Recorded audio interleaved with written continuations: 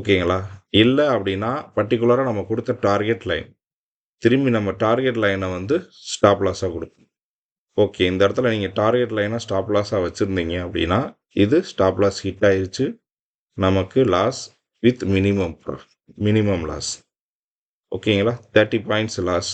ஓகேங்களா? சேம். இங்க இருந்து திருப்பி இதே லைன்ல டச் ஆகி டவுன் ட்ரெண்ட் வந்திருக்கு.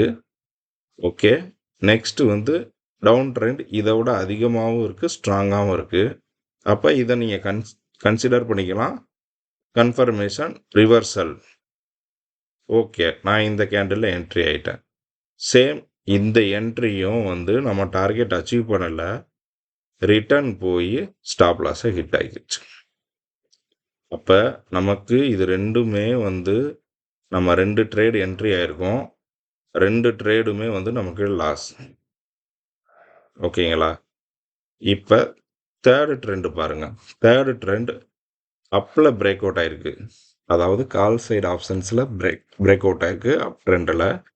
இங்க கன்ஃபர்மேஷன் எடுத்திருக்கு. இங்க இருந்து இந்த எண்டு வரைக்கும் போயிருக்கு. பெர்ஃபெக்டா நம்ம லைனை டச் பண்ணியிருக்கு. 50 பாயிண்ட்ஸ் ப்ராஃபிட் கொடுத்துருக்கு. சேம் இங்க இருந்து டச் பண்ணிட்டு திரும்பி ரிவர்சல். இங்கே கன்ஃபர்மேஷன். நம்ம இங்கே என்ட்ரி ஆயிருந்தோம்னா ஆல்மோஸ்ட் 150 பாயிண்ட்ஸ் ப்ராஃபிட்டோட வெளியே வந்திருக்கும். நம்ம ஃபர்ஸ்ட் 2 ஸ்டாப் லாஸையும் கவர் அப் பண்ணியாச்சு.